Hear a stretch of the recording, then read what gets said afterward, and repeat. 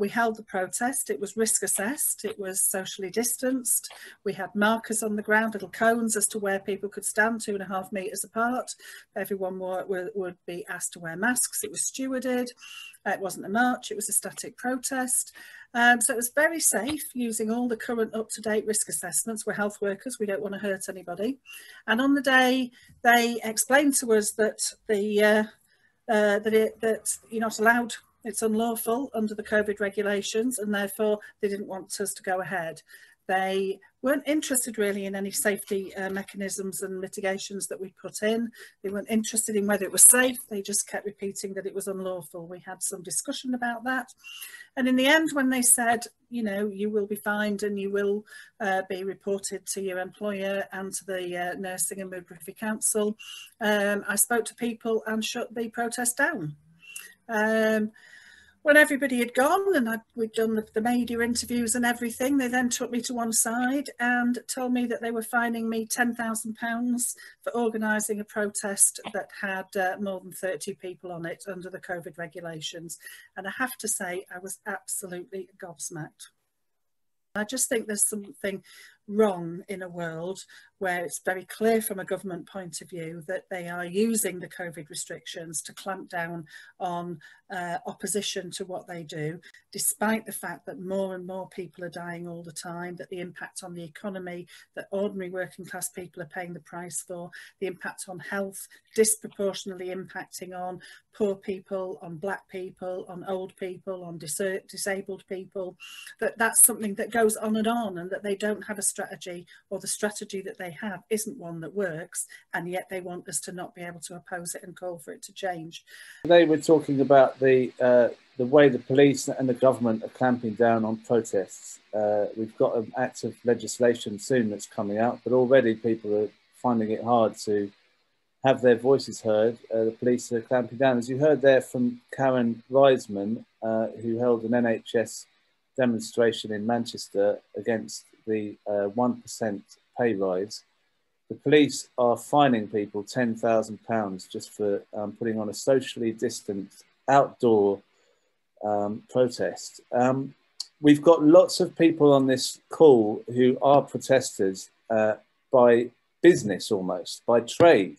They do that, and that is often how we have to get things heard. We have to be protesting because they don't often listen to us. I send emails off a lot. They don't often hear much of a reply. But we've got lots of people on the call who are protesters, and I'm going to speak to them about how they feel things are going at the moment, and then how things will be going later on. Lora, are you there, Lora? Yeah, hello, can you hear me? I can. You are a campaigner for the HS2, Stop HS2. So what can you tell us about what the police have been doing on that campaign? How draconian have they been? How have they been reacting? So we've seen can you hear me okay? Sorry, my reception's really not good. Yeah, so over the past year, since the National Eviction Team moved in to employed by the HS2, we've seen an escalation of violence that's all militarized, really. We've got, you know, old ladies having their collarbones, you know, damaged, and people getting their jaws broken. Like I said to you last time I was on your wonderful show, we've had knees on people's necks, and we just had the Euston Tunnel protest. There's footage that's been shared of like the NET stamping on pieces of wood in a tunnel, you know, it's 100 foot long, getting their heads, you know, stamped on pretty much underground. You know, we've seen people's rights have been stripped, and it's just at a time where we've got child poverty, we've got real reasons to get on the streets and try and change things. Look, thank you for coming on, and I'm sorry about your signal. We've also got on the call Hannah from Sisters Uncut. Are you there, Hannah? Yeah, I am there. Sorry for the lack of picture, but because okay. Can I be heard? I don't know. Yeah, you can. Yeah. So because of the very heavy-handed policing that you have referred to, I have, and because I know that there is footage floating around of a lot of sisters from the demos on Saturday, Sunday, yesterday and on Monday. It's not safe at the moment for us to show our faces. Absolutely, we were appalled, first of all, at the police response to Reclaim These Streets calling the protest. Originally, sisters had just planned to go as a block on the Reclaim These Streets protest, but when Reclaim These Streets decided that actually they wanted to work with the police and not attend the protest against police wishes, Sisters Uncut showed up regardless, because we knew that it was important for women's voices and non-binary, gender non-conforming voices to be heard. So we turned up on Saturday. We were met with incredibly heavy-handed policing, people being snatched, people being pushed, false allegations being made by police officers, and sisters are coordinating to respond to and make complaints against the behaviour of specific police officers who were particularly aggressive on Saturday. And so we felt the need after that to really mobilise, which is why we called the demo on Sunday, which was attended by thousands of people. Was really great to see that turnout and to see that youth turnout, and obviously kind of shook by their bad press on Sunday. The police were very well behaved on Sunday, but that obviously didn't last, and the further two demos, particularly yesterday, saw some of the most aggressive policing that I have ever seen in 15 years of demonstrating, including a number of legal observers who are not there as protesters, but are there to document the protest, being snatched, including snatch squads of police, examining footage from previous protests and then surrounding and grabbing people off the protest. So including a young black disabled man being being arrested for simply taking a flyer. So really, really aggressive policing. We know that this bill at Sisters, we know that this bill cannot be defeated in Parliament. We know that. That's the nature of the Tory majority. We know that the only way that this bill can be defeated is on the streets. And so we are continuing to organise against the bill. We have a large online public meeting at 7 p.m. tomorrow. All genders are welcome, sisters, misters, trans sisters, resistors of all types.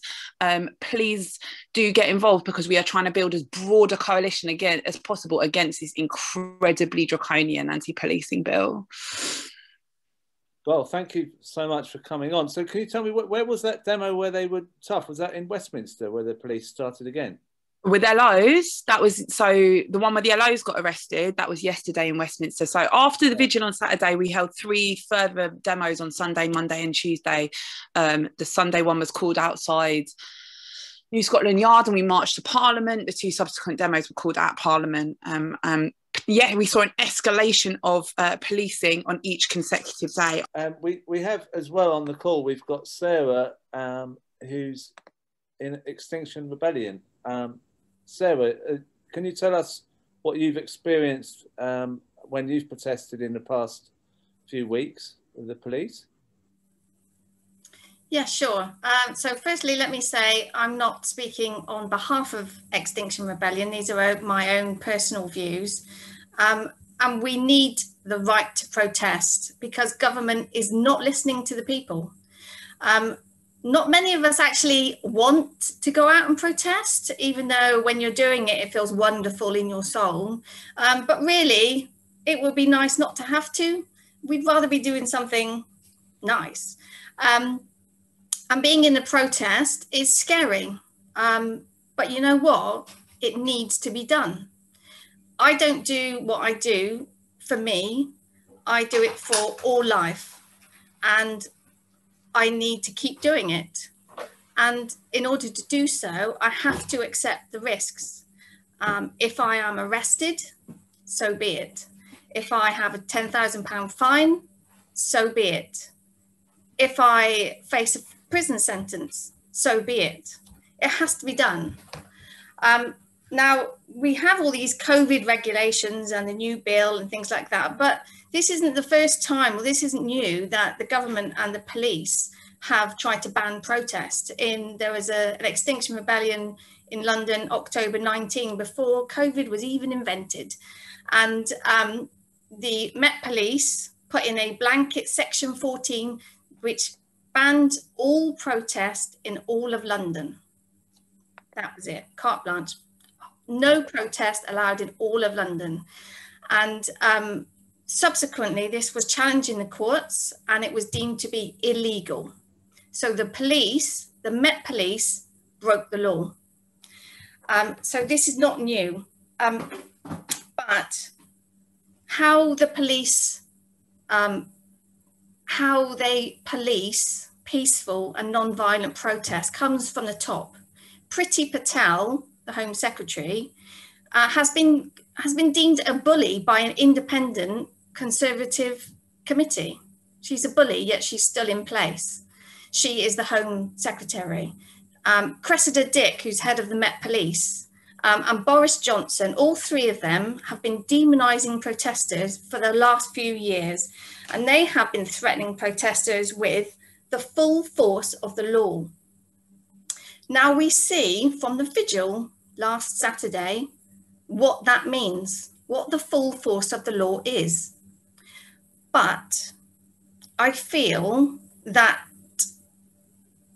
there is not good news, but there is some hope, possibly, because the general public now can see how peaceful protest is policed, and they are outraged, rightly so, rightly so.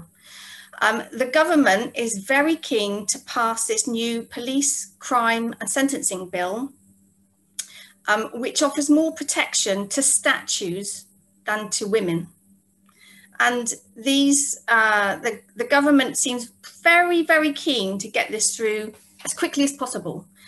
So maybe the government are on the run. Maybe they seem a bit spooked. So maybe protest is really beginning to get somewhere. We have a judiciary which is unwilling to make rulings. If you talk about the vigil, the courts had an opportunity to make that lawful. They chose to fudge it and not make a ruling. The Julian Assange case, they fudged that as well. The judiciary did not want to be involved. So they didn't make a proper ruling on it. They kind of take a bit of a, oh, well, we'll sidetrack it and we'll make a ruling on something slightly different. It takes real courage to push for change. We'd all rather be doing something else, but we have to do this. Someone has to do it. So we do it. And you know what? It's lovely to see the other people on this call, Sisters Uncut and the Reclaim These Streets. We all need to unite. We all need to unite, because if we're in these little siphons of factions of different people talking about different things, we'll never get anywhere. And so it was beautiful to see on the streets last night in Parliament Square, all sorts of movements. We all need to be together, BLM, XR, all these, all of us, because we're getting somewhere. We are getting somewhere. The government is running scared, and you know what? We cannot give up now. Great. Well, thank you. That's such a good, strong message, and it's good to see. Thank you for coming on at short-ish notice. And I'm going to bring in Deepa, who's been involved in the Don't Extradite Assange campaign, and is also part of Labour campaign for free speech. Deepa, what's happening with the Assange one? It was quite an alarming incident outside the court. I think it was the Old Bailey, where they were taking away older protesters. I mean, people I think were over 80. Is this a sort of, this is going to backfire, isn't it, for the police and the government if they do this kind of this really hard-handed tactics? What do you think? I guess I don't know, Crispin. When I was a legal observer, an independent legal observer at the trial of Julian Assange. So I attended the hearings of the Old Bailey and the appeal hearing at Westminster Magistrates Court. And of course, you know, you assume that as a legal observer in a court, you will be treated with some respect or at least with some human dignity, and be allowed to, for example, queue quietly in the public gallery queue, because 40 human rights organizations and legal observers were excluded from attending the trial, having previously been granted access to the trial by the judge. On the day, myself and the director of Reporters Without Borders, on the first day of the trial, of the hearings rather, were queued outside the Old Bailey, and the amount of police aggression we saw was just unbelievable. And this was over a period of time, there were 4 women standing in a queue, socially distanced. This was earlier on in the cycle. And they came to us and said, "Why are you standing here? You know you're never going to be let in." You know, this kind of mocking us and treating us as we, you know, queued outside as though we weren't really people. "No, you can't stand here. You have to go and stand at the back. You're not allowed to sit down." We weren't allowed to even take a glass of water into the court, and you're sitting there for several hours. So we were queuing from like 4:35 in the morning for a trial which started at 10 o'clock. Wow. And on the day of the verdict, we had 8 different sets of police officers come up to us and tell us legal observers weren't going to be allowed into the court, and could we please leave? And after a while, we just said, "No, we're not going."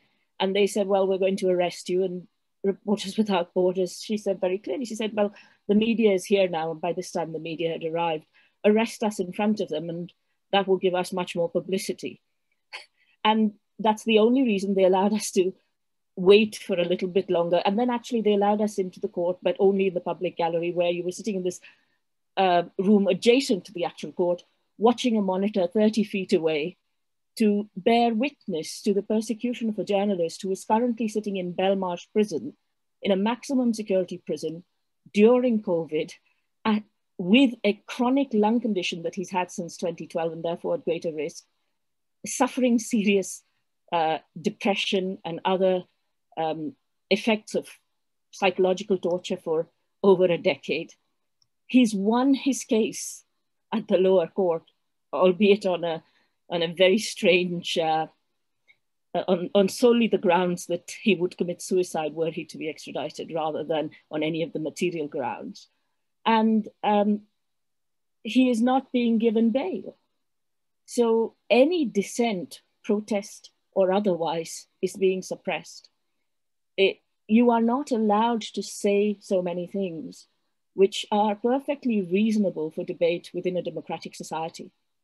And much of the horror of all this is that the people who are being stamped on are not the people who committed the crime. So the Blairs and Bushes and Obamas of this world, who droned various parts of the world into oblivion or killed hundreds of thousands of people in illegal wars, are walking around at book signings being feted by various organizations, while the person who revealed the truth and WikiLeaks has an accuracy record of 100%, which is no other journalist really can compete with that, given the scale of the information WikiLeaks revealed.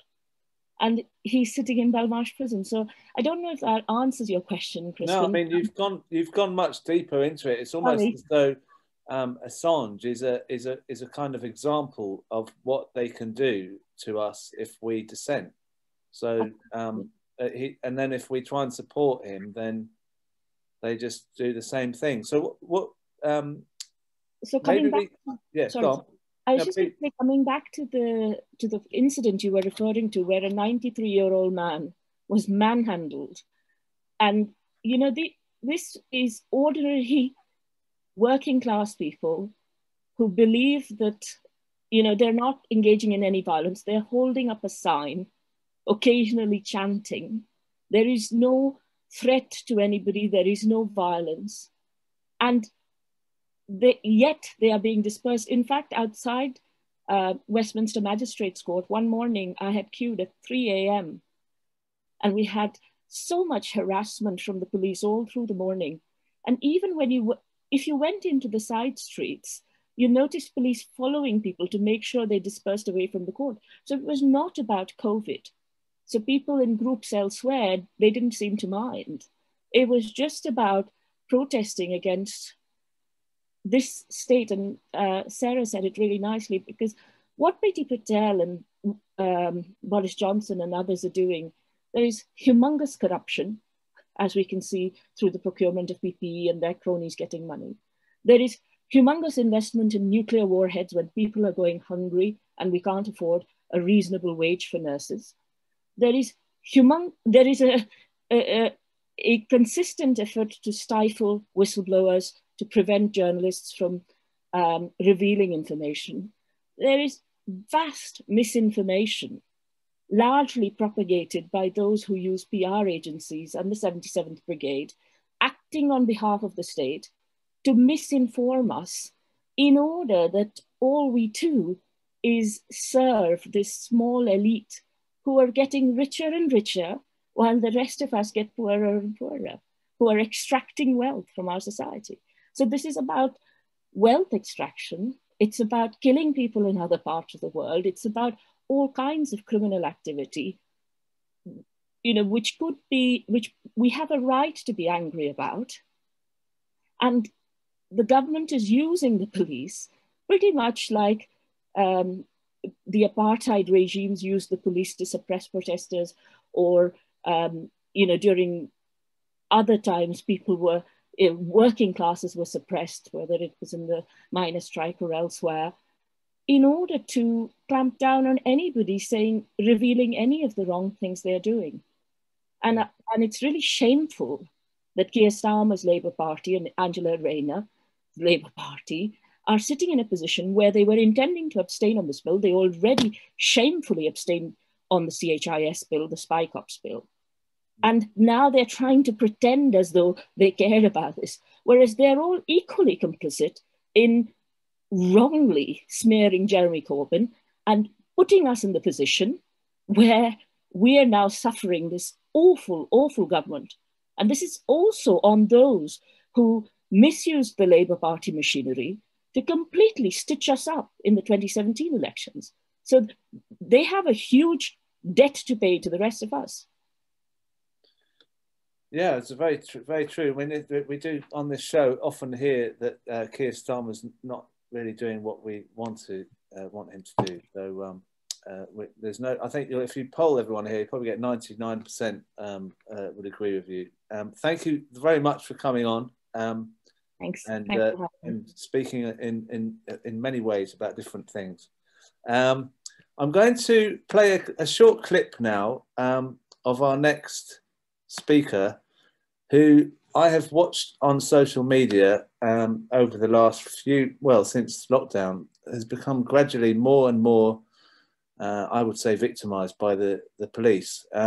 But he has a sense of humour, and I'd like you to see him in action here.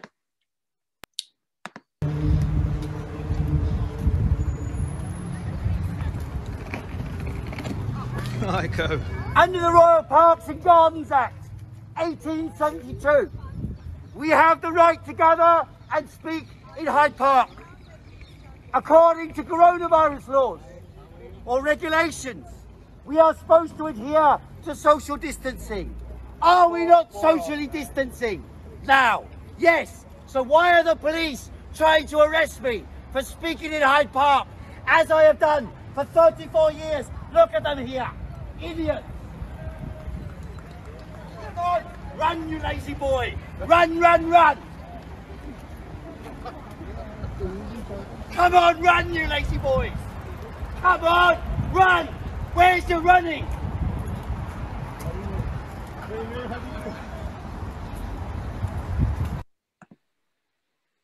Heiko, are you there?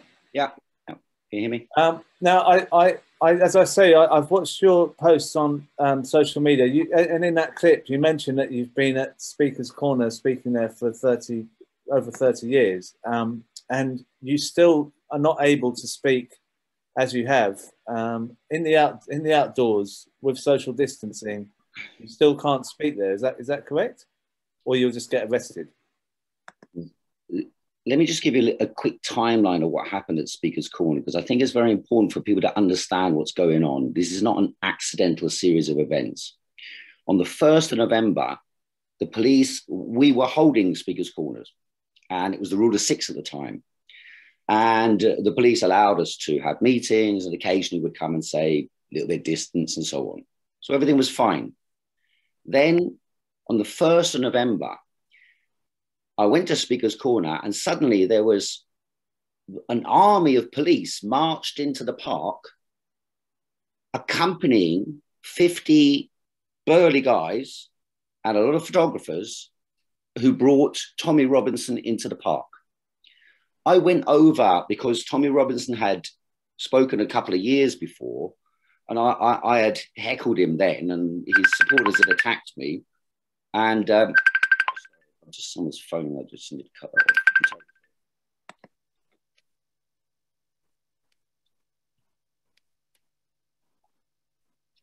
off. Sorry, where am I? Can't see you now. Terribly sorry. So he was brought into the park on the 1st of November. I opposed him and got up and spoke against him. And then I was arrested by the police. And then a few days later, I was arrested by the police again on the 5th of November when I attended a demonstration against the lockdown. The argument I'm going to make is simple, is that being against the lockdown is not a right-wing thing, but there's an attempt been made in the media and by the government to present anyone who's against the lockdown as a right-winger. So I changed my position from being for a sort of general strike at the very beginning. I called through Double Down Media, we released a video supporting a sort of 3-week general strike at on the 12th of March. We did that 2020. So, but I've changed my view over time as I came to understand more and more about the virus. But anyway, as regards Speaker's Corner is the place where we run the right to vote in for men, the majority of men in 1866. We eventually got the Parks and Gardens Act 1872. But there had been big protests. Let me just show you this book quickly here. This here, I found on eBay. It's a parliamentary inquiry into the riots of 1855. And they went around asking random passers-by who had been at the park that day in 1855. It was a Chartist demonstration, and they were attacked by the police violently. But they happened to attack all sorts of the wrong people. They attacked some barristers, some butlers, and so on, because the police were unable to distinguish who was supposed to be the enemy and not.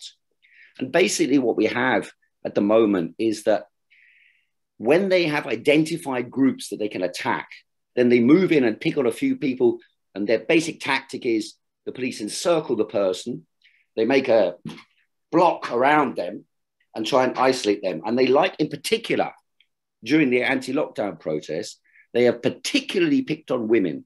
Young women have been viciously attacked. There was a young woman called Celine in Bishop's Park. If you look up Bishop's Park arrest, brutal woman. 2 weeks ago, you'll see, 3 weeks ago, she was brutally arrested, absolutely brutally, and kept inside a police station for 24 hours. And they kept sending doctors to go and visit her. And I think the intention was that they might be able to try and section her. And they actually did this in Scotland to one of the anti-lockdown protests. And the majority of people who I know who are in the anti-lockdown movement are left-wing. There are some right-wingers in there, but this is just the nature of the world. People can have a right to an opinion about one point of view or another. I've been repeating this again and again recently.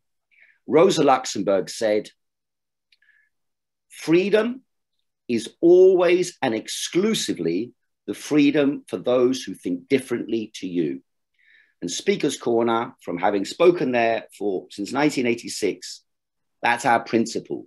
We've got everybody there. Christian, flat earther, right-winger, conservative, socialist, Marxist, anarchist, born-again Christian, Mennonite Christian, Shia Muslim, Sunni Muslim, several different sects of them. That is what makes it a beautiful place. It's the incarnation of the spirit of eccentricity of England. And yet it has been crushed Since that date, when Tommy Robinson turned up, they moved in to make out that we're anti-lockdown. All of us had. The Christians all stood there as well. The police came out to them and said, you must stop, you must stop. The Christian trade, he was a believer in Christianity. He's not going to stop speaking because some policeman tells him. I've got to move on, but I just want to say, I hope you are getting a lot of stick by the police. I've seen some of your stuff, and I wish you well. I hope. Let's say one more thing. You can. I've been arrested 6 times. We're calling a demonstration at 12 o'clock on the 20th, this Saturday, to go to Speaker's Corner and stay at Speaker's Corner. We must reconquer Speaker's Corner. All right. Well, thank you for coming on. And I'll catch up with your social media. All right. Great. Now I'd like to talk to John Dunn from Orgreave Truth and Justice Campaign. John, you've obviously, we heard you on the show before when you talked about how the police dealt with you during the miners' strike. So this isn't particularly new to you, but do you think that this is heavier than you have ever seen before? No. If you'd lived through miners' strike, you know, you've seen the vicious police state at its worst. Nothing's changed. They've been doing this behind the scenes to tracking protesters, charging poll tax rioters, poll tax demonstrators, things like that for years and years. So, you know, it's nothing new to me. And I think, in a way, this new bill, I think we should take some solace from it, because it's a sign they're scared of us. You know, they've got enough laws to do what they do. I mean, a copper tried to kill me. He was found lying in court. We proved all these witnesses were perjuring themselves, and I still got found guilty. So they don't need these laws. They're trying to scare us. And I think they're afraid of an almighty explosion once lockdowns are lifted and some sense of normality resumes. And let's be honest, for centuries, this has been happening. You know, toll puddle martyrs, they were sent to Australia. They weren't sent to prison for a few weeks. They weren't fined 10 grand. They were sent to other side of earth. There's a little town, little village near where I come from. I come from Clay Cross in Derbyshire, called Pentridge. And in 1817, they wanted to march on London. And they were stopped. They had a spy, nothing new there either, in the midst. And they were captured, and the leaders, this is in 1817, 16 years before toll puddle, the leaders were sentenced to be hung, drawn and quartered, gibbeted and beheaded. But luckily, the Prince Regent, and I don't know what a Prince Regent is at the times, we've all been pouring out love for bloody royal family lately, haven't we? But the Prince Regent were a compassionate fella, and he commuted their sentence. He said they didn't have to be drawn and quartered. All they had to be done were hung, beheaded, and stuck in a gibbet for all the neighbours to see. So that, you know, we stand on shoulders of people like that. And if they weren't afraid, then we've not got to be afraid. You know, dockers have been imprisoned. Shrewsbury been fighting for 47 years to clear their names. It's not called the struggle for nothing. If it were easy, you'd be able to go into Boots and buy a jar of it. But it's not. We have to stand and fight. It's 36 years, 11 months and 8 days, almost till the hour, since that copper tried to kill me. I'm still here. What more can they do with me? A 10,000 quid fine after you've had an attack upon your life. Stuff them, I always say. You know, and we, you know, we're the many, they're the few. We've got to keep remembering that. And, you know, let's take to the streets when all this is over. Stuff your online petitions. If anybody sends me an online petition again, you're the enemy, I'll be honest. I'm sick of it.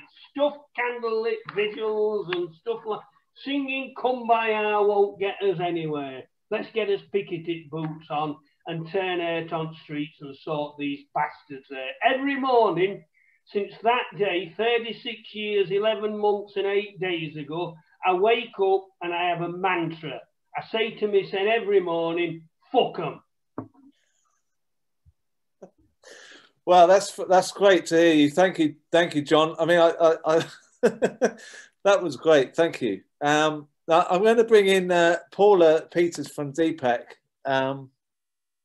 DPAC have been protesting for some time in very just mind-boggling kind of stuff that you've been doing. I mean, how do you feel with this act? Do you feel like John that it doesn't make much difference? Good evening, everyone. First of all, solidarity from disabled people against cuts. Our message to everybody is keep protesting, keep fighting back and resist the bastards. The bill is not going to stop us from being out on the streets and doing what we do best, which is civil disobedience. We do peaceful, non-violent, direct action, blocking roads, occupying buildings and sticking it to them. And when you have a government who has been persecuting disabled people for as long as they have now, I mean, for over 10 years, we have been at the sharp end of their austerity agenda, and disabled people have paid a heavy price with their lives. And this is a government who has been found guilty of grave and systemic human rights violations towards disabled people under the UN Convention of the Rights of People with Disabilities. Let's be clear on that. And, you know, under the last 12 months of the pandemic, they've used the pandemic with the heinous coronavirus bill to violate our human rights still further by cutting social care and denying us support. We're at a stage, and we have been for 10 years, where we've nothing to lose. They've eroded our rights. We've been out on the streets over 10 years, as many of you know, with the actions we've had with storming Parliament when we nearly got into the House of Commons chamber, with occupying Westminster Abbey grounds for over 6 hours. We've had police officers point guns at us when we've been chained to railings. We've been tipped out of wheelchairs, our equipment broken. We've been targeted online.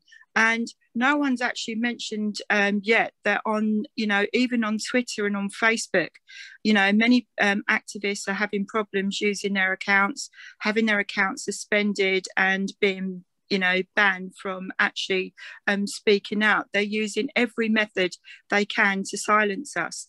But this is a message to this government, and you read my lips, right? You're not going to stop us. We are ready. We are waiting. And as soon as we're able to, we'll be out on the streets, raising our voices, and we're going to take the fight to you. Because when you've got nothing left to lose, you've got nothing to fear. And this is to everybody. Don't be frightened of them. They're frightened of us. We are many, as the previous speaker said. They're very few. They're absolutely terrified of us. You know, I remember in 2016, when we had the mayor elections, and we stalked Zach Goldsmith around London, and we, you know, crashed his hustings, and we actually got George Osborne to stand in a pit of dirt, and we crashed his photo call, and they huddled in a porta cabin. You know, they're absolutely terrified of us, and we confront them. And to be honest with you, you know, we're not frightened of them, they're frightened of us. But, you know, one tactic that we do need to raise here, you know, the police are absolute bastards, because what they've done to disabled anti-fracking protesters in Lancashire, and what they tend to do with a lot of disabled people, is they get information about us and report us to the DWP. So then disabled people are called in for assessments and everything, merely because we've been exercising our right to protest. And that is another dirty tactic that the police, you know, have been doing quite a lot over the last 4 or 5 years. And this is what we say to disabled people. We're here to support you. We will support your right to protest. And, you know, when you've got used every tactic, and we've done every tactic, we've written to MPs, we've done petitions and all the rest of it. But the one thing we need to be is visible as possible, out on the streets, fighting back and doing what we've done. And literally, like I say, that's what you know, we've got to continue doing when we're able to do it.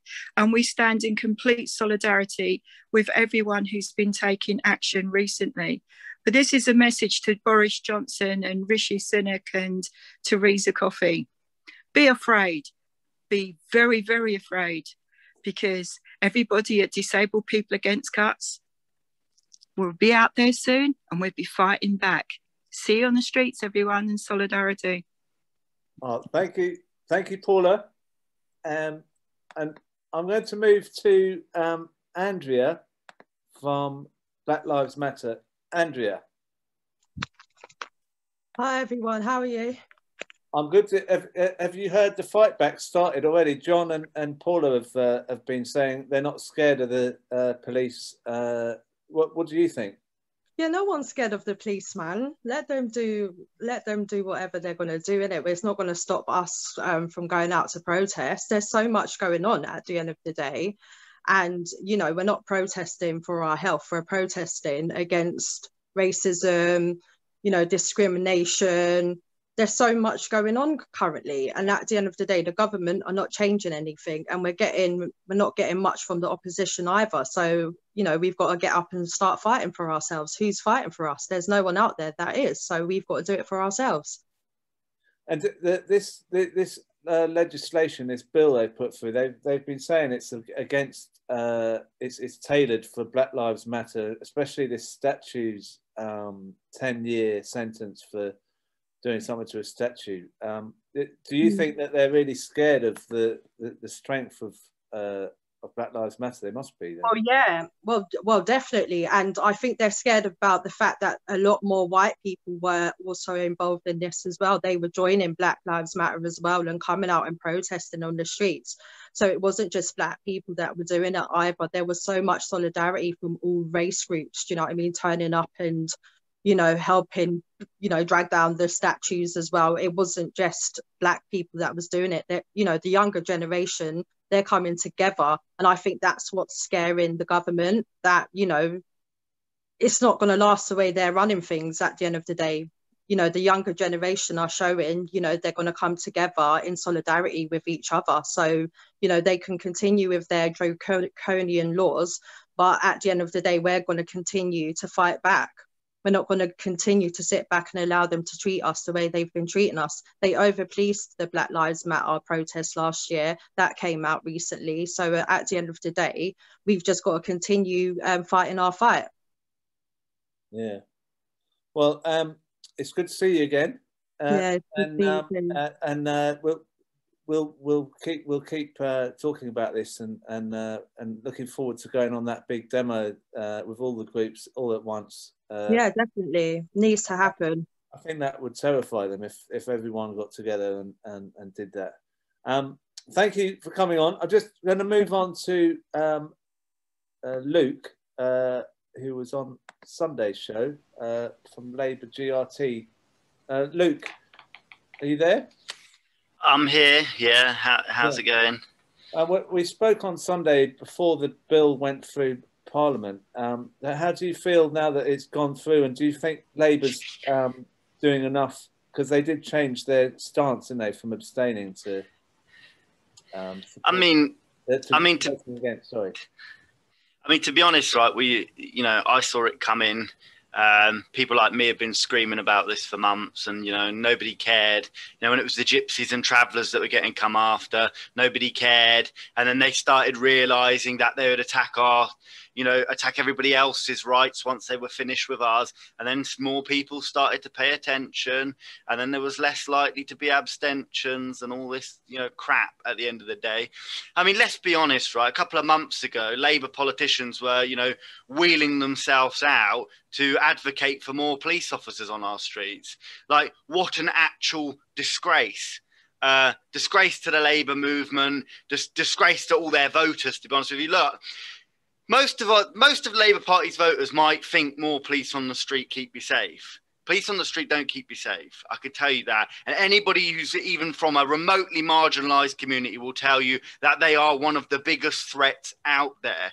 And it's only since we've had women being beaten in the streets, right, and especially white women beaten in the streets. Now people have started to pay attention, right? They have been beating black women and gypsy and traveller women and disabled women for years, for absolute years. And to be honest with you, right, you know, I'm glad that the Labour Party, you know, finally come round at the 11th hour on the 11th day, and you know you're about to see some sort of action, right? I just cannot believe, right? I've seen conferences and things like that with David Lammy promising that he's never going to turn his back on us, that our outcomes in the justice system are a disgrace, that the way we're treated in this country is a disgrace. And then to get to this hour, well, you know, I feel like, you know, they've turned their back on me. They turned their back on my community. And we're not talking about, you know, we're talking about some of the most vulnerable families in the country, have potentially having their kids taken off of them for the crime of being homeless, a form of homelessness. That's what we're talking about. Our kids were already being forcibly adopted for decades, right? And now they're doing it en masse, right? Now they're going to be marching us en masse to prisons, basically, just for the crime of existing and having nowhere to go. That's the truth of it. And, you know, we get all these people going, you know, they'll talk to me about, oh yeah, isn't it great, the gypsies and travellers need somewhere to go.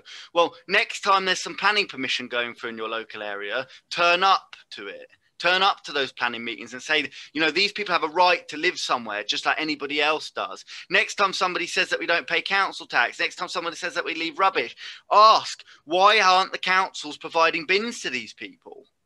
And then you start getting the answers. Then you start digging deeper. And then it turns out that, you know, we can't provide them with bins because they don't pay council tax. Well, okay, then provide them with legal sites to go to. Then they'll pay ground rent and council tax. This is not hard. And people like me have been saying this for ages. Before I came along, there was previous people before me that were screaming about this. It's been happening for decades. Then we get Dale Farm and we talk about how policing is going to save us, how making things hate crimes is going to save us. Oh, let's make misogyny a hate crime. How are we going to protect women and minorities from hate crimes when some of the perpetrators are meant to be enforcing these crimes? How are we going to do that? A police officer has murdered a woman, right? Or just walking on her way home. And these are the people we're expecting to enforce laws to keep us safe. We're meant to be having these people come to nightclubs and watch us in our daily lives now. Like, these people are, like I say, battering people at protests. I just cannot fathom how somebody can stand up and say we need more police officers on the street. We don't need more police officers in the street. We need more investment in minority groups, youth. Like we need grassroots boxing, grassroots sports, community youth clubs, things like that. We need to bring back proper infrastructure so to give our, you know, our kids and our teenagers and that something to do, to look out for them, to get them into education, get them into apprenticeships. Whatever it is, like we don't need more brutalization, and that's what they're doing. Like, prison never solved anything for anyone. The same amount of money you could put somebody in prison for, you can send them to Eton. Right? Why aren't our kids worth it? That's what I want to know. Why aren't our kids worth that proper education? Yeah, it makes no sense to me, and to be honest, it makes me sick. And I'm glad that Labour Party politicians have realised that, you know, a bill is going through that is legalising pogroms in this country, the stripping of assets from minorities, you know, that, you know what I mean? It doesn't get much worse than that. And then all the politicians turn up each year at Holocaust Memorial and all these things like that, going, never again. Well, never again is now. So come out now. And when people are being battered in the streets, use your parliamentary privilege. I want to see you out on the streets. I want to see you in front of Sisters Uncut. I don't care whether you don't agree with their politics or not. I don't care. You shouldn't have women being beaten in the streets. You shouldn't have men being beaten in the streets, for God's sake. But you know what I mean? It just goes so deep. Just goes so ridiculously deep. And the idea that, you know, I don't understand why Keir Starmer, if he wants more police on the streets, why don't he get his slippers on and come out and have a look at what they do to all of us? Why don't they get their dressing gowns on? He only lives at St Pancras. Come out. Let's have a look. I'll happily walk with you and I'll protect you from the police. But yeah, there we go. That's what it is. And do you know what? We're at a breaking point in society. When people start abusing gypsies and travellers, that's an alarm to tell you that we've got a broken society. That's the alarm when everybody should be looking up, because we're the first scapegoat. In fact, it was disabled people that were the first scapegoat, but they've already killed enough of those. So they've decided to go on to the next group. And that's the truth of it. And they'll go from one group to the next, and they'll tear our communities apart, basically. And the only thing I could say that's been exciting, the only thing that gives me like a shimmer of hope, we've had these Reclaim These Streets people. They've set up a protest, right? And they're not turned up to their own protest, but yet it's left to women of colour to fight the battles for everybody. It's left for them to turn up. And even though they've got no money, their legal observers are being taken away, and they've got no money to pay, the court fees and things for these people. Now, where are these Reclaiming These Streets? Let's talk about Sisters Uncut. Let's talk about all the good work they're doing. The fact that, women of colour are having to carry the burden in these crises. Because you know what? Communities like ours, gypsies and travellers, and communities like, the black community and things like that, there's a reason we're out on the protests, and the reason why we're being battered is because we're not scared, because we've been trampled on our whole lives. And it's about time everybody else came out and stood with us when we're getting trampled on. Yeah. So anyway, thanks for having me again, Crispin. I'm a bit more kind of inflamed now, let's just say, now that I've had to see Tory after Tory get up and put the knife in and twist it, right? I can't be dealing with it. Anyway, like I say, thanks for having me. Thank you, Luke. Thanks for coming on. I'm going to talk to Lindsey German, who organised the largest demonstration we've had in this country. So, Lindsey, are you worried about the police having more power? Will it stop you protesting? I don't think it's going to stop anyone from protesting, any of the people here or any of the people like it, and solidarity to all the people who've spoken. And I also very much agree with John. We've got to put this in a bit of perspective, really, because I first went on a demonstration in 1969 against the Stop the 70 tour from white apartheid South Africa, and people were beaten up there. They were attacked. It was I was astonished how violent it was. I was very young, and I like many people in my generation, I've been on many of these protests, the poll tax and lots of anti-fascist protests and so on, which have been very violent. I think the crucial thing is that we do need to put it in perspective. We need to fight against it. How do you fight against attacks on protest? You need to keep protesting. And I remember very well, they introduced this bill called SOCPA, which I think stood for the Serious Organised Crime and Policing Act. And one of the things it did was to stop people marching on Parliament. One of the people who stood up against that was Brian Hall, who was there all the time campaigning against war. He had a permanent place there. But also we marched down there, and we were led by Tony Benn. He was so furious that they'd banned it. He brought all his Second World War medals and stuck them on his coat. And, the police said, we're not going to let you march. But of course, in the end of the day, with Tony Benn and some other people, other MPs and so on at the front, they did let us march, and we did go down there. And I think this has to be our attitude. We're not going to give in to this. We're going to fight it as far as we can through Parliament, but let's not have any illusions, for reasons that people have said, that we're going to win over many Tories or indeed do much to the so-called opposition in terms of Keir Starmer.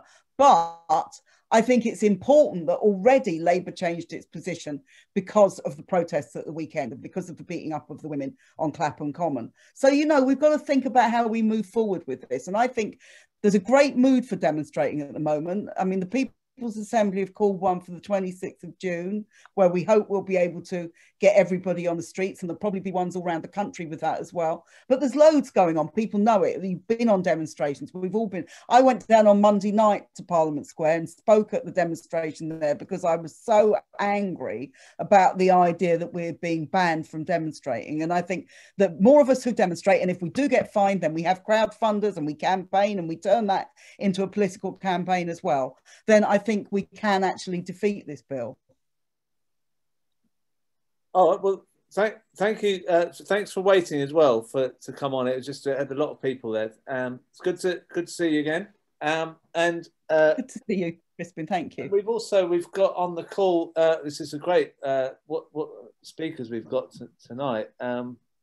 Kate Hudson's on. I mean, CND is probably one of the most famous organisations for protesting and demonstrating. Kate, are you planning to wrap it all up with the protesting? No chance. I mean, what Lindsey said, you know, it's not going to stop anyone here protesting, you know, or anyone out there in the movements everywhere. We're all going to be protesting. And what's more, every day this government is giving us more reason to protest, you know. So this week, when they brought in this bill, they've also introduced a new policy, Boris Johnson's big review of defence and foreign policy. He says they're going to increase our nuclear arsenal by 40%. You know, I mean, we've already got enough nuclear weapons to kill like over 300 million people. What planet is the guy living on? You know, when we're all people suffering hardship, needing proper funding for health, education, housing, everything, dealing with pandemics, you know, and he says he wants to spend, you know, buy 40% more nuclear weapons. I mean, you know, so obviously we're going to be protesting. This evening, just before this, Lindsey and I and lots of other people, we were on an emergency C&D rally about this. And we had thousands, you know, both in the webinar and online across all the different platforms.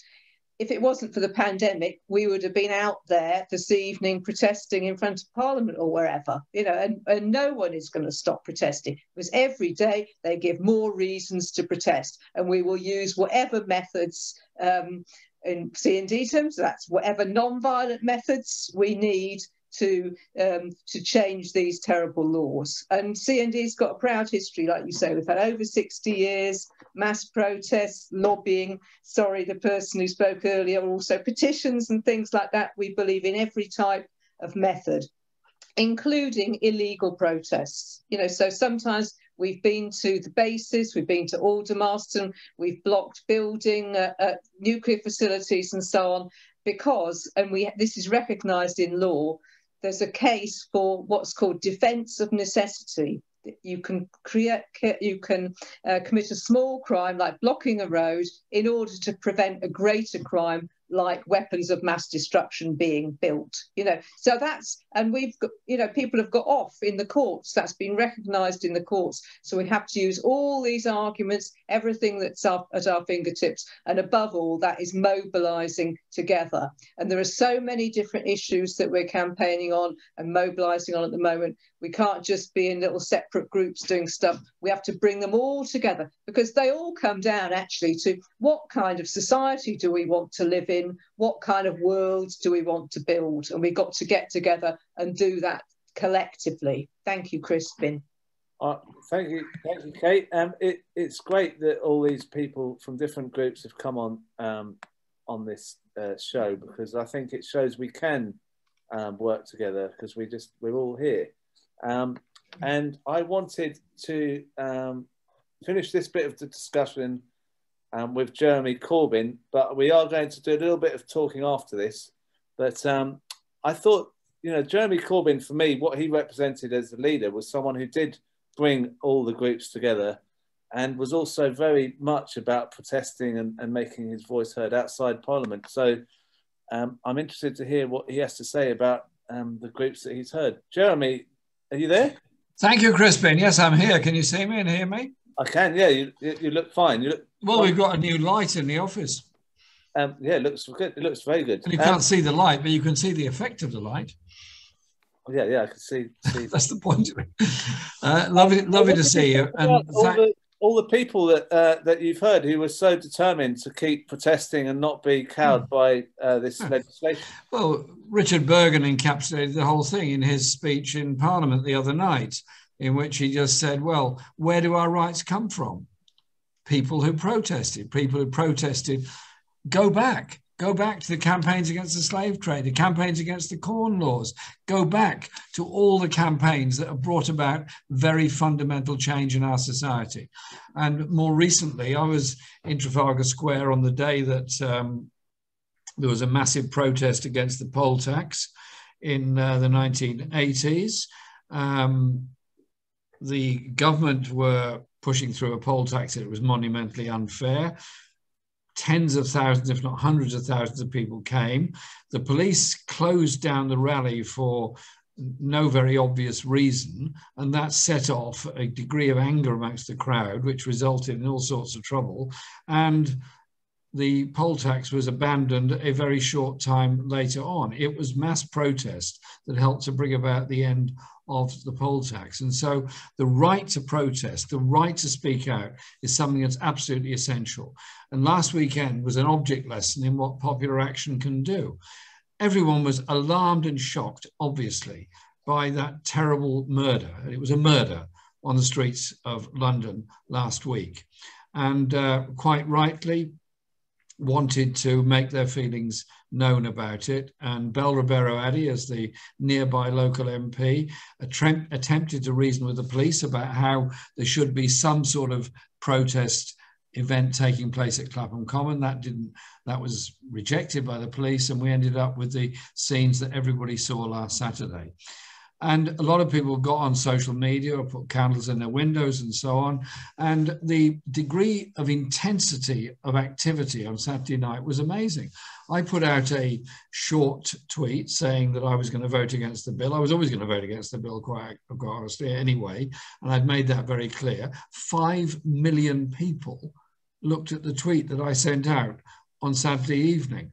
And by Sunday morning, the official Labour front bench position was that they would vote against the bill and support their own reasoned amendment. Actually, Bel Ribeiro Addy put forward a very effective reasoned amendment that was not called by the Speaker, therefore not debated. And so I just remember that whatever bills are passed, at the end of the day, if people are angry about something, they're going to go out and demonstrate about it, because that is what real life is about.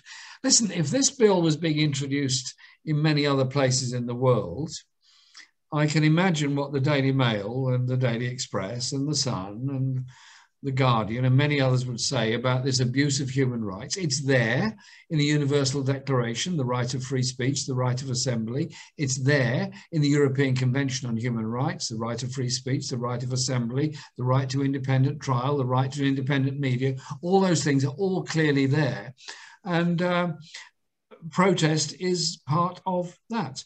Those people that protested in South Africa against apartheid and were gunned down at Sharpeville, or ended up at the Rivonia treason trial, or like Steve Biko were killed by the apartheid forces, they were the people that really brought the end of the apartheid regime, as did the huge demonstrations around the world, coupled with what was happening in Vietnam, helped to end the Vietnam War. And whilst our own mass demonstration in 2003 didn't stop the Iraq War, it politicized and emboldened a whole generation as to challenging what war was about.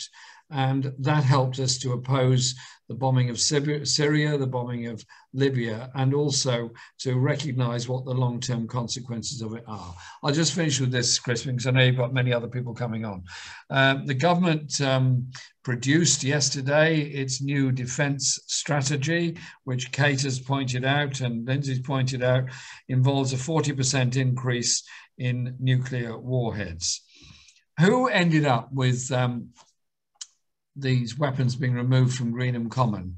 Was it the deliberations of the Ministry of Defence and the Royal United Services Institute, or was it the women of Greenham Common?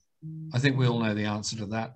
It was those women of Greenham Common who were ridiculed, who were vilified, who were badly treated and so on, yet they ended up proving who was on the right side of history. And I find it very strange that we should now be producing postage stamps and coins in memory of the suffragettes, who were unbelievably vilified by the press up until the start of the First World War. And they now become our national heroes. And so, yes, there are going to be demonstrations against this renewed expenditure on nuclear weapons and a failure to appreciate what real security is. I want to live in a secure world. I want to live in security. I want to know I can eat, I've got a health service, I breathe clean air, and my fellow citizens breathe clean air and have a health service, and young people have education. I want to live in a world where we protect and sustain our environment. I want to see net zero by 2030 on emissions. I want to see COP26 making those steps. How on earth does increasing expenditure on nuclear weapons, sending British forces all over the world for very unspecific purposes, actually make the world a better or safer place? We only make the world more secure when everybody is secure. We've surely learnt that message in the corona crisis. We're only safe from a pandemic if everybody is safe from a pandemic. Let's make for a more secure world. It's public protest which founded the Labour movement. It was those people that stood up in very, very difficult circumstances. I'll finish with this. Every year, lots of people go to Tolpuddle, the Tolpuddle Martyrs Festival, and it's a wonderful occasion. It's poignant and it's moving. We march through that beautiful village and we turn around and we march back, and then we have a rally there. Those 6 farm labourers that decided to join a union, and under the oak tree, they swore an oath of allegiance to each other on the Bible, because that was the way they lived and that was the life they said. They said, why should our wages be cut? Why should we be treated like this? Why should we be thrown off our common land while the land enclosures go on? They were taken to the assizes, criminalised, sent to Australia. One of them got back. And they probably didn't realise it at the time. They were the crucial force in the founding of the trade union movement, just as those at Peterloo 15 years before had shown the importance of standing up against unaccountable state power. It's a fundamental of democracy, the right to speak out, the right to protest, the right to debate. That's something we should never, ever give up. Thank you, Jeremy. And I just want to say that I feel more encouraged about going out demonstrating now than I would have before the bill. So in a way, they've kind of, I think they've made lots of people much more willing to go out. And especially if you come out as well. If you're out on the demo, then we'll all come with you. Jeremy, are you going to come out with us? Are you muted? I think you're muted. There you are. Yeah, Crispin, I've actually been on a number of demonstrations in my life. I thought you might have. Can I just give you one story of one demonstration I went on? I was on a delegation to El Salvador in 1986 in support of the trade unions trade unionists in El Salvador. And there was a May Day march and they asked us to join it. So we said, we haven't got a banner. They said, don't worry, we'll make you one. I was with a number of trade union colleagues from Britain. So they made a banner. Los Británicos en solidaridad con el pueblo de El Salvador. Okay, lovely. And a huge banner. It went right across the street. So we picked up this banner and we went down to the assembly point for the march. And I said, where are we marching? And they said, well, it's okay, wherever you like. I said, well, we'll go to the back and show respect because we're here to support you. They said, no, no, no, you've got to come at the front. I said, well, it's not our march, it's your march, we're in solidarity. And they said, look, Jeremy, just listen to us. They're less likely to shoot you than us. So will you kindly walk at the front? Great Magna Carta to those feisty suffragettes. We all agree our democracy's the best that you could get. A free press and a monarchy, the nation's joy and pride. So when it's time to cast your vote, they help you to decide. Ham and cheese or cheese and ham, fuck me, what a pickle. 3 cheers for democracy. 3 cheers for democracy. 3 cheers for democracy. Hurrah, hurrah, hurrah, and that's your lot for now. It's come to our attention, the rich aren't rich enough. We'll have to have austerity so they can nick more stuff. The millionaires in government will tell you what to do. Instead of having 3 cheers now there's only 2. Bread or cheese and bread, fuck me, there's no pickle. 2 cheers for democracy. 2 cheers for democracy. 2 cheers for democracy. Hurrah, hurrah. And that's your lot for now. Now it's come to our attention there are murmurs of dissent. People asking questions, where's their billions went? Well, this is our democracy, it isn't yours, old son.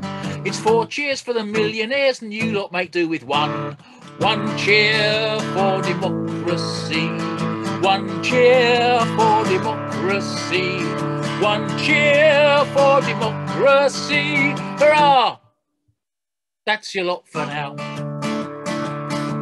Now it's come to our attention we need more moral fibre, more nuclear weapons to stop us getting cybered. Let's make dissent illegal, the dissenters disappear. Stand up to attention, wave your flag and give 3 cheers.